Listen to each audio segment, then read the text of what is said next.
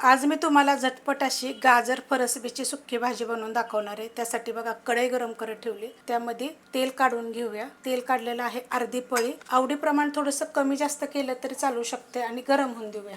तेल गरम झालेलं आहे। छोटा एक चमचा टाकायची मोहरी एकदम बारीक आहे। छोटा एक चमचा जिरं, थोडीशी टाकायची हिंग पावडर, कढीपत्ता आणि एक मीडियम आकाराचा कांदा चॉपरला बारीक केलेला आहे। कांदा काय करायचा, चांगला भाजून घ्यायचा। कांदा भाजलेला आहे बघा हलकासा। त्यामध्ये आलं, लसूण आणि एक पोपटी कलरची हिरवी मिरची हे सगळं मी कुटून घेतलेलं आहे। एक चमचा टाकायची, पेस्ट जरी टाकली तरी पण चालू शकते। मस्त असं परतून घेतलेलं आहे बघा। त्यामध्ये एक टोमॅटो मीडियम आकाराचं, ते पण आपण 1 मिनिटभर परतून घेऊया। पण त्याच्या अगोदर त्याच्यामध्ये मी टाकणार आहे थोडंसं मीठ, चवीप्रमाणे आत्ता जरी टाकलं तरी चालेल, आणि परतून घेते। मस्त असं परतून घेतलेलं आहे बघा। गॅस बारीक करते एकदम। बाकीचं आपण साहित्य टाकून घेऊया। कांदा लसूण मसाला 1.5 चमचा, तुमच्या तिखटाप्रमाणे जो तुम्ही वापरता तो टाकला तरी चालेल। छोटा अर्धा चमचा गरम मसाला पावडर आणि छोटा 1 चमचा जिरे धने पावडर मिक्स करते। मसाले टाकल्यानंतर बारीक गॅसवर मी चांगलं परतून घेतलेलं आहे। त्याच्यामध्ये थोडीशी हळद। गॅस आता परत मीडियम करते।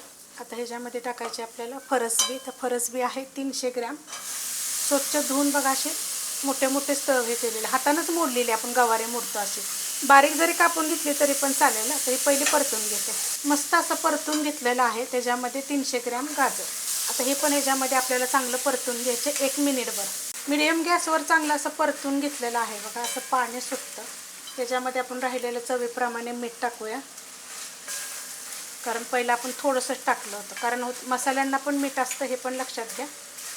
छान परतून घेतलेलं आहे बघा।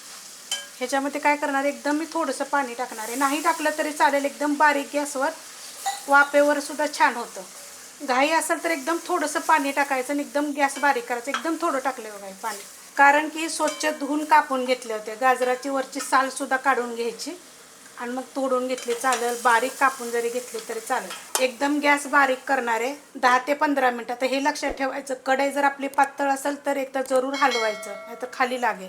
बारीक गॅसवर बघा 15 ते 20 मिनिटं मी ठेवलं होतं। एकच वेळ फक्त मी हलवलेलं आहे, कारण की आपण थोडंसं एकदम पाणी टाकलं होतं ह्याच्यामध्ये, जास्त नाही बघा। एवढ्या पाण्यामध्ये मस्त असं सॉफ्ट शिजलं जातं, आणि नाही पाणी टाकलं तरी पण वाफेवर शिजतं बघा। एकदम मस्त झालेलं आहे। ह्याच्यामध्ये आता आपण वरून थोडीशी कोथिंबीर टाकूया। कोथिंबीर पण असे मोठे मोठे बघा कट केलेले आहेत, देठं पण घेतलेले आहेत। फरसबी आणि गाजराची भाजी खूप अशी चविष्ट होते बरं का। एकदा करून बघा तुम्ही। थोडीशी हलकीशी झणझणीत करायची, जास्त नाही। रेसिपी आवडली तर लाईक करा, सबस्क्राईब करा, कमेंट करा आणि शेअर बी करा।